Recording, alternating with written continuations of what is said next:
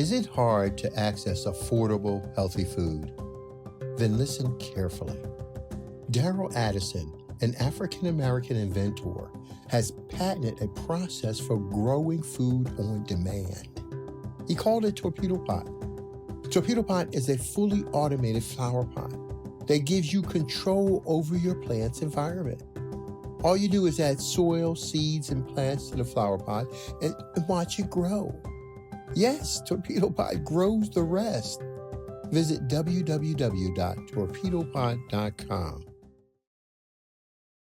So what's going on, ladies and gentlemen? Today we have one of our sisters here, Sister Ashley from the Ashley in Africa channel. Now, our sister here is a, Black American, born and raised, and she has went to the African continent, and she's going to talk to you about, her journey. I have a lot of questions, some questions that maybe some of you would say in the comments section. I will propose to her, but Ashley, thanks for joining us on the show today. Thank you, Phil, so much for having me on your show. It's an honor. I'm so excited to be here. And thank you, African Diaspora Network family, for having me today. I look forward to this conversation. All right, Ashley, because some people may not know you, let people know just a little bit about yourself so they can kind of say, okay, well, who is this lady, and why is she here? Of course. Well, hello, everyone. My name is Ashley. I have a channel here on YouTube called Ashley in Africa, where I talk about moving, living, and doing business on the continent of Africa. Please come say hello, subscribe to our channel. As Phil mentioned, I was born and raised in Atlanta. Well, actually born and raised in the US, lived all over the US, but left the US from Atlanta after being there for 13 years. I exited corporate America in the year 2020, not really by choice. I was laid off at the top of the year. And, in the midst of the global health experience that we all went through, really had an opportunity to reflect on if life was what I wanted it to be for me and my family. And there were a lot of things that I wanted to do, a lot of things that I wanted to accomplish, one of them specifically being living abroad. And I didn't think that that was possible after having my youngest daughter. And, I had a girlfriend who was journeying her experience through Instagram. I hit her up and we started having conversation and dialogue about what it would look like to live in Tanzania. And she did it effortlessly. And I felt like, I could do it too. So my first visit to the continent, I moved myself and my two girls to Dar es Salaam, Tanzania. And we've been here since 2020. Okay, so let's talk about that. You have two children, school age, correct? I do. Yes, correct. Okay, I know traveling by yourself is one thing, but traveling with children is another. So what made you feel confident enough to say, I'm gonna go over there with my kids? Because kids have, especially coming from the West, they have certain things they're used of, school, things like that. How did you transition all that? Yeah, well, I myself had traveled a lot, and a lot meaning maybe at the time 13 different countries, about 4 different continents. So I had a level of experience traveling internationally, and there was no place that I've traveled where I felt like I couldn't live. When it came to my girls, we were going through isolation like most of the world. And I felt like anything, if they can deal with this, if they can deal with being stuck in the house, having their entire lives upended, not being able to connect with friends, like they can adjust to life anywhere outside of the continent. So it was really just believing that we could do it and not letting, these so-called things that my children did get used to, really because I introduced them to these things. It was really just recognizing, like, I know people who have raised their children abroad and their children are, intellectual, they're smart, they're cultured, they're polite. Yeah. And so I really wanted to give that experience to my girls. And, it came with some challenges. I think, just traveling with kids takes a lot more planning. a lot more preparation, a lot more consideration. Just the certain airlines that we fly. Now I know which ones are better than others, layovers, long versus short. But yeah, it's totally doable. And in fact, my kids travel better than me now. Like I'm the one who's nervous as we prepare for travel day. They know exactly what to do now. Okay, so since you went there, what are the better airlines for children? I'd definitely like to know that one. Man, so many things. I was just talking to my dad the other day and letting him know just how they can leave, they can go outside the house at any time of the day.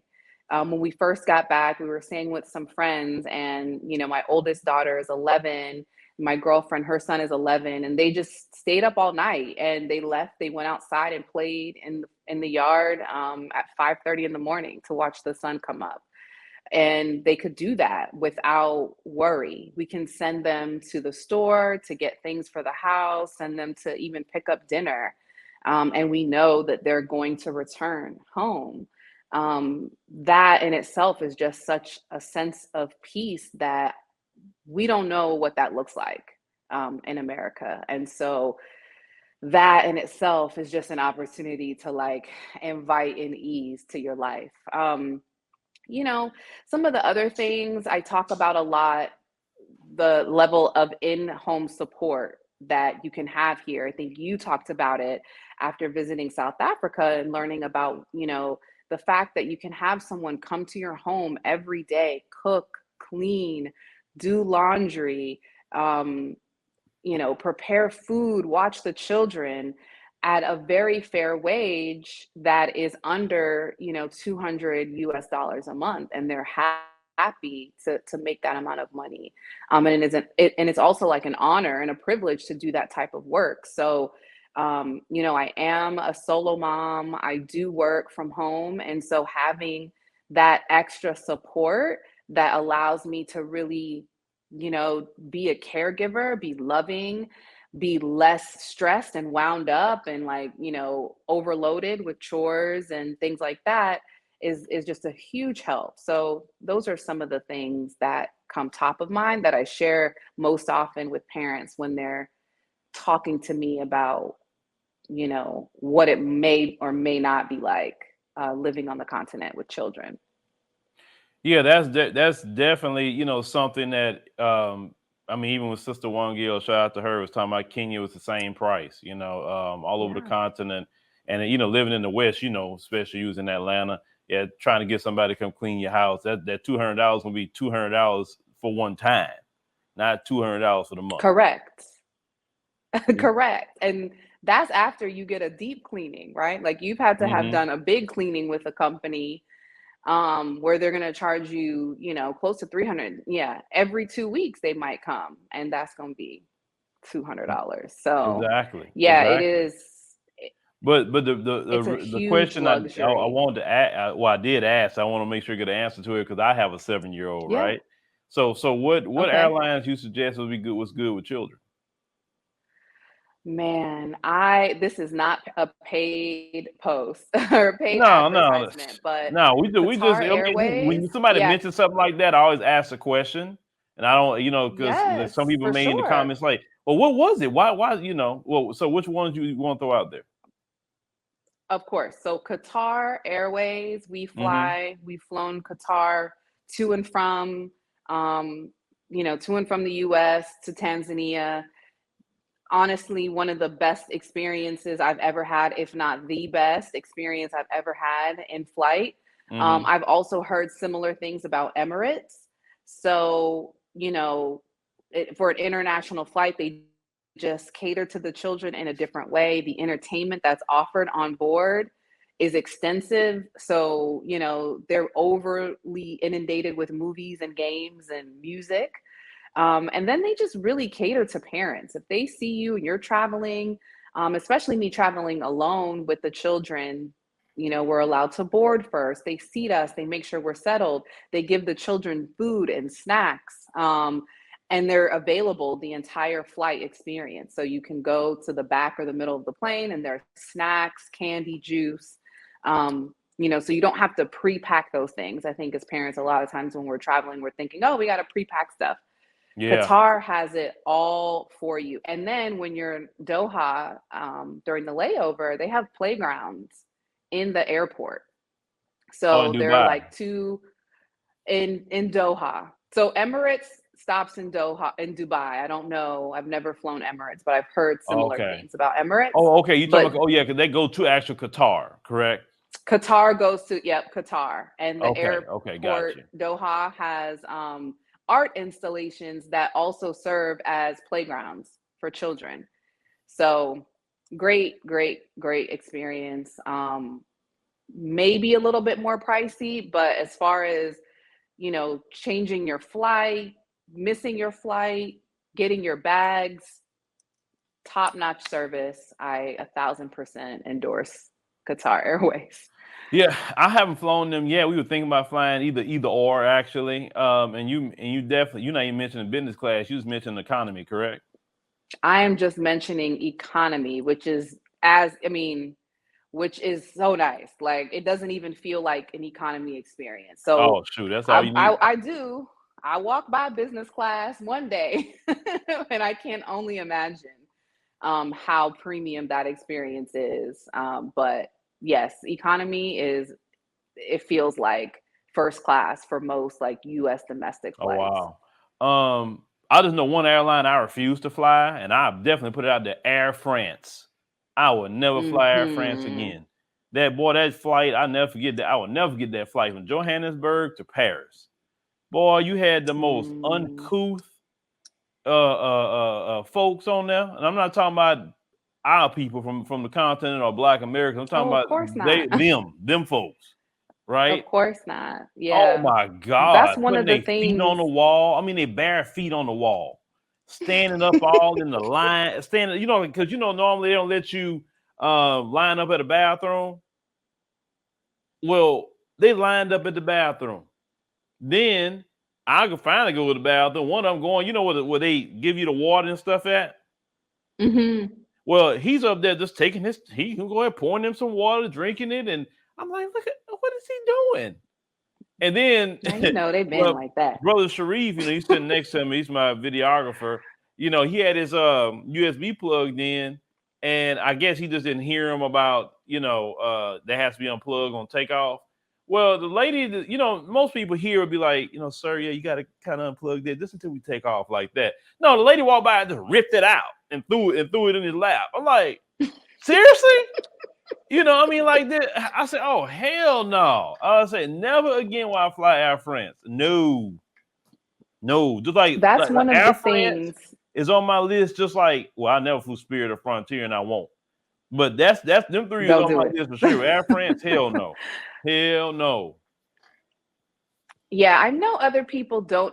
One of the things that I was told to be cautious of when traveling to the continent is traveling with any European airline, and that your experience is really going to be different, especially if you have to travel through Europe. So that was something that I heard, possibly a YouTuber say, and I heeded to that. And so there is a similar culture for like Arabic, East Indian, even like not East Indian, but the UAE space. Like there's similar family centered culture. Children are revered, a certain politeness and gentleness that is in the culture that is also similar to that of, like African continent. But we know what the Europeans are like. We live with them for so many years. Yeah. And the ones that were, you know, the experimented bunch. So we'll just say Well, I that. know But yeah, we know Turkish how they Airlines was operate. cool. I've flown them a couple of times. Turkish Airlines is cool, but they Islamic country. Hmm. So I never really had an Hmm. issue with them. I mean, KLM was cool too. I didn't have a problem with KLM at all. It's like I said, it's just that Okay. that freaking Air France. I say never again. So the first time I seen your No. videos, actually, you were in South Africa. First time I seen your video. Hmm. And you was Hmm. really giving a lot of big ups to South Africa and things like that. Um, what is the difference? Do you see any differences between, or well, I'm pretty sure they are, between South Africa and Tanzania? Not since you're there. Yes, for sure. There are so many differences. So many differences. I mean, I had spent about a year in Tanzania before I went to visit Johannesburg, and ended up being there for about a month between Johannesburg and Durban. And the reason why I went to South Africa, I always wanted to go, but also there were just like some of these modern luxuries that, I was honestly just missing from the West, like going to a really nice spa or going to a really nice dinner, that would offer like Italian cuisine or Portuguese food or just something different other than what I had been eating in Tanzania. Which the food is great here. It's just very similar wherever you go for the most part. Um, and so it's very, South Africa in many ways is very familiar to Western culture living in America. There isn't a huge culture shock that you experience coming from America to South Africa. I had a little bit of culture shock going there from Tanzania, just being like, wow, I'm still in Africa. This is different. This feels so familiar. This feels like I'm back in the US. So, yes, there are, infrastructure. It's a lot more diverse in South Africa. I'll say, a lot of the modern luxuries that are familiar, to the West, the malls, fine dining, cultural experiences like concerts and, sporting games, like those things very similar to the West. I'd say in Tanzania, it's a little slower, less less developed. I think from a country perspective, Dar es Salaam is one of the fastest, growing metropolitans on the continent. Um, and there are some developments and have been some developments in infrastructure since I've been here, but it definitely has a different feel for sure. Markets, it's very easy to find a market, stumble upon a market here in Tanzania. You have to go into certain townships in South Africa to find a traditional African market. So those are some of the main differences for sure, but it's totally different. Two Well, different yeah, countries. and that's what I was. That's one of the main things that I had said with my experience in Johannesburg for sure. It was like, it don't give you the culture shock, and some people would say when they hear you, say that because I know South Africans a lot of times are kind of dumped on sometimes, and I see that, and I'm like, why are they always dumping on South Africans so much, and saying things about them or whatever, like they can help their history, right? I mean, nobody can just like it'd be like someone dumping on us, like we can help our actual history here in America. But for me, at least my experience in Nairobi, have you been to Kenya? I haven't. I haven't. Yeah, that's I right hope to next go door. soon. Yeah. Yeah. I would suggest go visit Nairobi and check that out as well. But from my experience, I say Johannesburg is just like if especially you doing business. Of course, you can do business anywhere, but for me, how I look at business, I have to have certain things in place to do at least what I do, right? And Yep. Johannesburg was just, oh yeah, they have Nairobi has it too, but Johannesburg had it just a little bit more. And then when I think about children, I got a 7-year old, right? I was looking into the schools. Sure, you can Mhm. still do the homeschool thing, that's what you like to do, and hire a teacher to come in, or you can actually put them in school. That's how I was thinking about it because I don't have my child in public school. I refuse to. Mhm. I Mhm. do too many news stories. I would be a fool and a half to put my child in public school. The way they treat black children. I mean that would be so It's true. hypocritical of me talking about that stuff It's every day true. and then go put her in public school. It doesn't make Right. sense, whatsoever. So you mentioned earlier about your kids, so they can actually play outside. I heard you say that. Mhm. Because here in America, you gotta you let your kids be outside, they may disappear, you know, Yeah. because this is the Yeah. land of the pedos, and 80+% of the pedos are the Mzungu people, mostly the men. Let's call it what it is. Mhm. And they get slaps on the wrist in this country when they get caught. You know what I'm saying? I mean, it's just sick. Yep. So since you've Correct. been on the African continent versus America, I got one question, just one question, and we're gonna go into that question. Do you feel at Okay. peace, and why? 1000% yes. Why? So many reasons, but out like, one of the main things you just said, that my children can be safe here. They can also be celebrated in their skin here. So all of the billboards are Black people. Their teachers are Black. The police officers are Black. Our neighbors are Black. Our transportation leaders, our leadership, right? Our president is an African woman, and so, well, we're not citizens, right? But we're residents, and so that in itself is something, that's just, you just don't know what it feels like until you actually experience it. And you talk a lot about some of the mental health challenges that we experience in America as Black people. And that's a real thing, like the anxiety, the depression, the OCD, the ADHD, the bipolar, the schizophrenia, all of these things, because we've been displaced from our natural habitat, our natural cultural surroundings, our environment, our religion, our language, our food, right? And we've just had to adapt. And meanwhile, we're daily being inundated with these ritualistic, you know, deaths and traumas and things happening to us. And we just say, oh, this is heartbreaking. And we have to go on about our day. And that does something to you.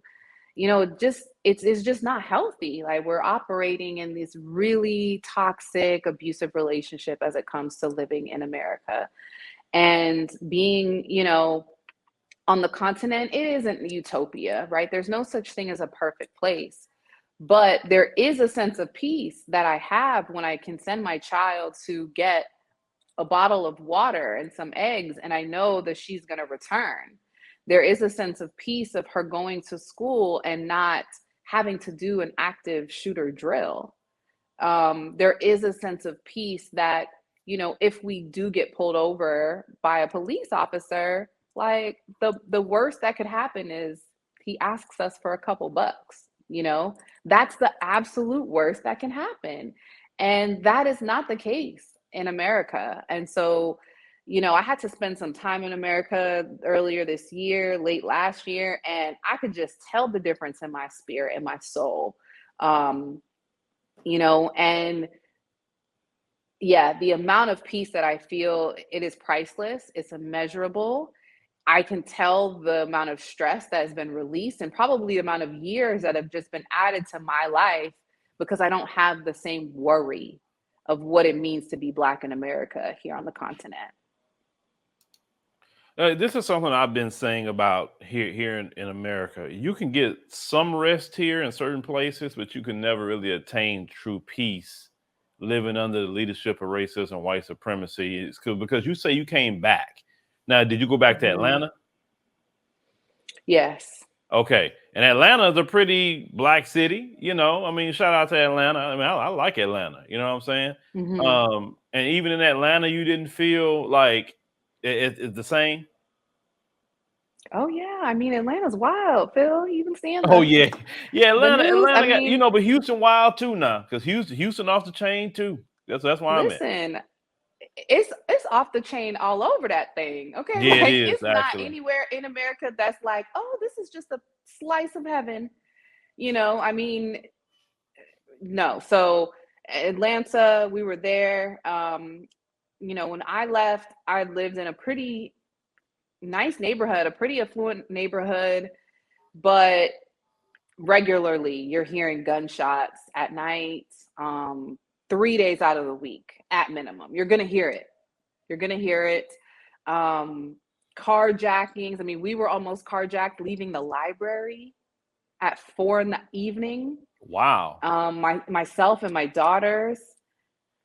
Yeah, I mean, in Georgia, they just passed this new law that you can carry a gun without a license. I mean, Listen, it's wild. Atlanta was wild. The grocery stores, there were things happening. I mean, just the basic, one of the basic things of just not hearing sirens every day, right? Like when I got back and hearing those sirens, those blaring, piercing sirens, you feel that in your body. And there's something that your body has to do to get conditioned to that, right? Your nervous system is not supposed to tolerate that type of noise on a regular basis. So, yeah, I mean, I agree with you. I don't feel like, yes, you can operate in a certain spiritual space and find an inner peace. That's possible. But I honestly believe if you're a parent and you're consciously aware of the environment that you're raising your children in, it is very hard to have that peace on a daily basis and be, a strong parent for your child. Yeah, and then on top of that, That's all just this my this opinion. agenda, the alphabet mafia agenda they keep pushing on kids, and the thing with Disney talking about all that, it's like it's so wicked, and I say that word a lot, like this Yeah. the West, I'll say the Western system because they all doing the same thing, minus a few, but that whole Western system ideology, it's just like you said, it's not good for our children, Mm-mm. whatsoever. So you actually took the plan to do so. Like I said, I had to most of pinpoint kind of where I'm looking at now. I'm zeroed in on a place. Like I tell people, I'm Yeah. kind of zeroed in on Johannesburg now. Um, Yes. I love to hear it. yeah. And then I don't know. You maybe know about that. Look into that retirement visa if you want to be over there. Yeah. Look into it. You Yeah. don't have to be a certain age at all. Just go through the process. I think you got to make 2,000 a month. That's it coming into your bank account, and you good. Yeah. I mean, I'm actually working on like a course for people so they can really understand what it truly costs to live abroad. You Hmm. know, I think because of YouTube, it's given us an eye into the lives of people that are doing it. But once you get here, you realize, oh, Black people, we've been doing this for 10 years, 15 years, 25 years, 50 years. We've been leaving the continent of North America and the Western world and coming back to the continent of Africa and going all over the world, really.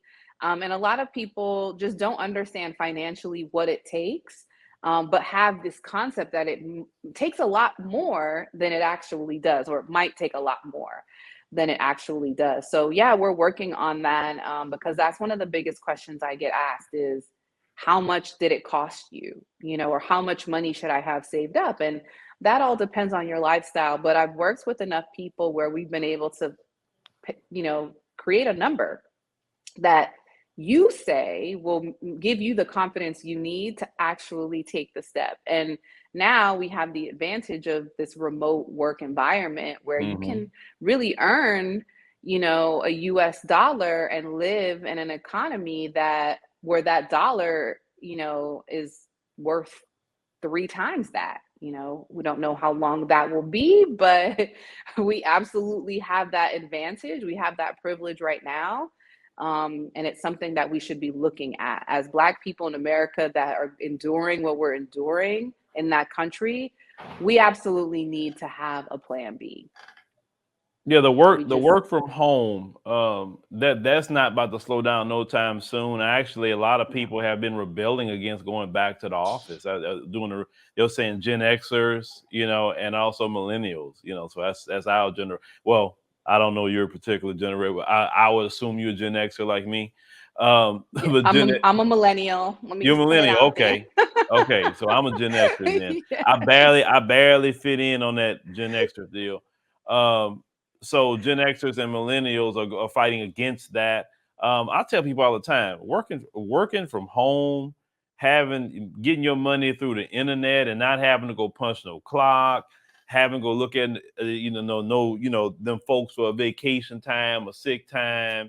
You work, do your thing, and that's it. You can live wherever you want to live. And like you said, you're still earning a US dollar. And yes, like I tell people all the time, because some people, that's never been, they on this, well, I never been to Africa. I ain't trying to go over there. Because my thing is, you don't know nothing else.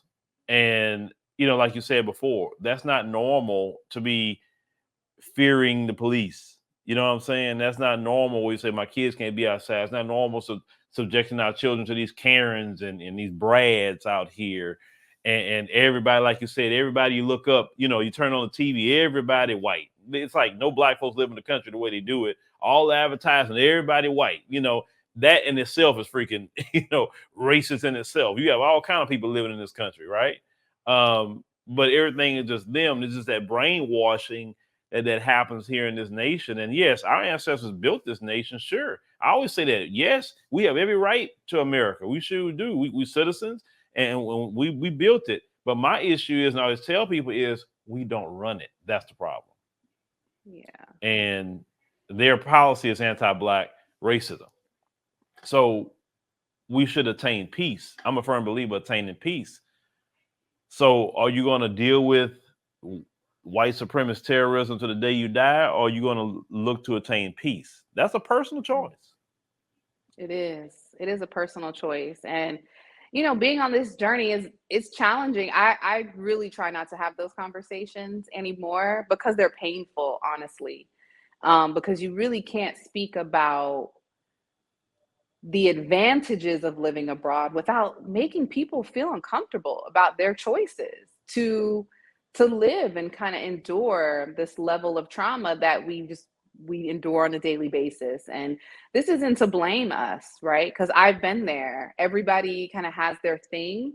For me, it was being laid off, 3 times in 5 years, for, living in a close to $1 million home and still dealing with racism in my neighborhood.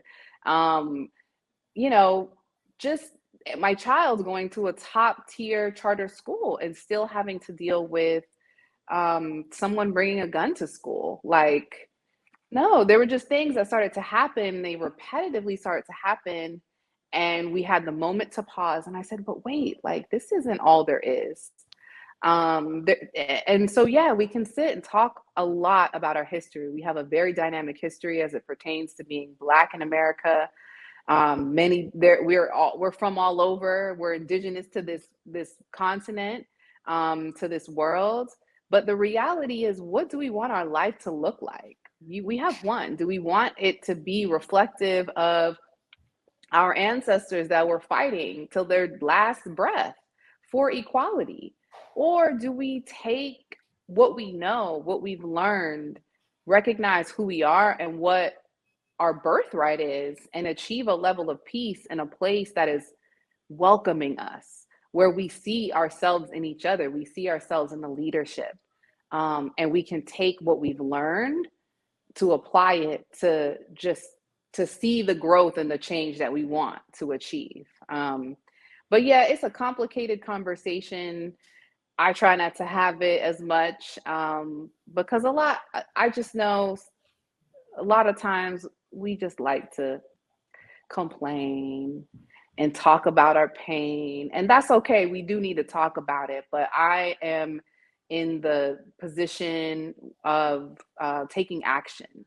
And that's the only way that I've been able to overcome a lot of the traumas that I've experienced in my life is, what do I want to do about it? What do I want tomorrow to look like? Do I want to continue to live in what has happened to me? Or do I want to create a life that I know I deserve?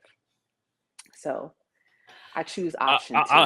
Yeah, basically you choosing peace. I'm with you. But the thing is, I heard you say, I was listening to what you were saying. So, you didn't leave America for a quote unquote better life, because you actually, from what I was hearing, you was very, successful here in America on your own.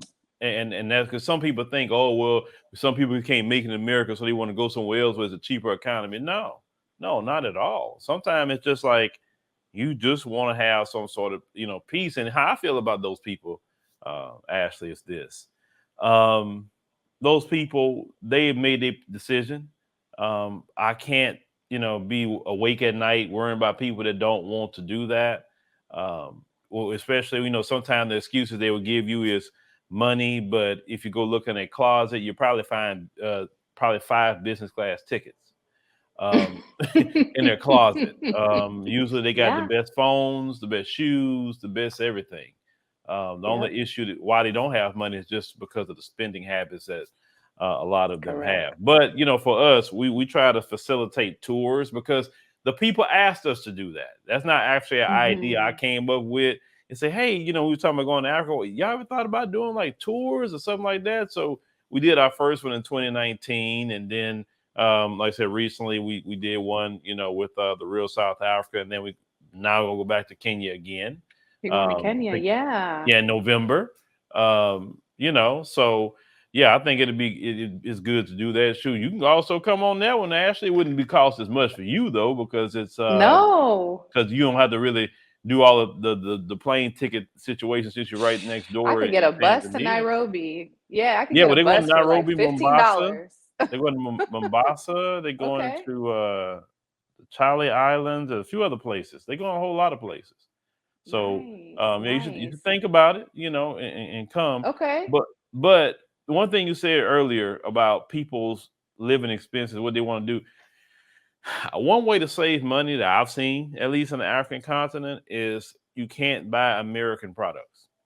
Hmm. Because if you go to buy the American products you're used to, me, I don't want nothing American when I'm there. I want everything but American. I don't know if you that way because I look at the Yeah, ingredients that's in it. They didn't use all that high fructose corn syrup. They're not putting all them chemicals in the food, all those yeah. food dyes they put in the food here in America. And I don't know if you notice, because sometimes in America children have a lot of allergies, but I don't know if your children had allergies here.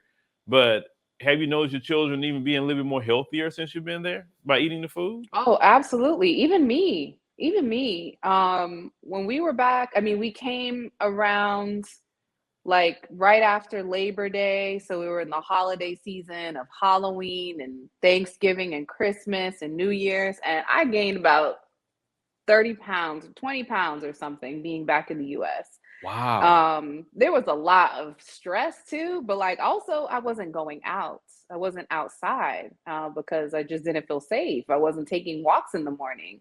But yeah, I mean, we don't do a lot of dairy here. So the first year that I was here, I definitely was in the grocery store all of the time. And on this second trip, my friends here really like encouraging me, just do the market, So like I've only been getting my food from the market. So I don't go to the grocery store maybe like once a month, if that. I've only been twice since we've been back. Today, every once in a while, like it's a treat. We'll go to they have KFC, the fast food is KFC and Pizza Hut. And it's something, that I'll do with the kids every once in a while. But they're totally fine with, fresh mango passion juice. We make watermelon juice. We have fresh salads. We get our fish from the lake every week. We get our chicken from the butcher, freshly, done that day. So absolutely. Like we save a lot of money by shopping at the local market, and not doing a lot of the things that are very easy to do, like getting fixed on certain American products. But I do, like, I bring over our deodorant, I bring over our hair products, I bring over some of our oral, like, hygiene products, just because those are just some of the things that we are used to. And they're inexpensive at home versus coming here. Yeah, you're gonna pay 2, 3, 4 times the price. But that's not the case in South Africa. In South Africa, you can get everything. And even the fast food isn't as bad. But for sure, my daughters don't have eczema here. Um, that's one of the things that she had just with a lot of the dairy. Oh, But so yeah, so so your daughters had eczema. my oldest daughter, yeah, she had eczema. She doesn't have Okay, it and now. since you've Yeah, been on the continent, you say it's gone? it's gone. Wow, and you attest that to the food. Absolutely. And the sun and the environment. But being out in the sun, getting that vitamin D regularly. And yeah, absolutely the food. 1,000%. We don't have anything in our house well, I ordered some cupcakes today. I had a sweet tooth, but we don't have anything in our house that is bagged or packaged right now. No, everything is fresh produce, beans, chicken, fish. Yeah. Wow. I just read about that because my little girl deals with that from time to time. And they were saying that, it's mostly Black children that actually deal with more Hmm. eczema than any other group. And I say, well, why is that? Because you always question, well, why we deal with certain health issues. But like you said, we're out of our environment. You know what I'm saying? Well, we in a Yeah. system, that's just not what we should be living in. So it's just amazing to hear that your, little girl's eczema just cleared up when she got right to the continent. Yeah. That's amazing. It's gone. I mean, just even the food storage. So here, when you buy milk, fresh milk, it's out, it's not refrigerated. When you open it, you have to refrigerate it, but after about 3 days, it's gone. So it's typically packaged in smaller amounts. Hmm. But the eggs, you don't refrigerate your eggs. Like, so you could tell that there's just a level of preservatives and things that are put in our food in America to make it last longer. Of course. And how it affects us is different, And yeah, she no longer has that allergy. And I said before, I really believe the reason why so many people getting cancers is because of like the process and the additives. I think the additives is also Mhm. giving a lot of people cancer because if you look at the cancer rates in the West versus the cancer rates on the African continent, it's like it plummets the moment you start doing the Mhm. research into the African continent, obesity rates, everything. It's like, okay, Everything. what do we suffer from diabetes, heart disease, like you say, different type of cancers, you know, the Jada thing, alopecia, all these different things that's happening to us, like in the Western system, but you don't really see a lot of that being dealt with, on the African continent as much. Not to say it don't happen, but not in the Right. abundance to the people. Correct. Yep. It's true. It's a real thing. And they want us to think that, oh, Americans are living in poverty and they don't have food and there's sickness and illness and disease. And it's the opposite. Like, Americans are some of the sickest people in the world. We're the most overly medicated. Um, and yeah, we don't have that level of activity. People walk here everywhere. People are in the sun everywhere, all day, all the time, just eating fruits and vegetables with seeds in them. I mean, Yeah, so yeah, the food non-GMO. is, yeah, there's no such thing as organic here. Everything is organic. Yeah. And then also the sun Yeah, hits you different over there. And you know that. It's a difference with the sun in America versus a difference in the sun on the continent. it's so true. I mean, it's like the moment I get there in the sun, I get 2 shades darker. It don't even like not even it's not like I'm in the sun being cooked either. It's like, oh, he here. And I just get darker real Yep. quick. Yep. It enriches your skin. Yeah, it's something. There's some metaphysical, scientific stuff.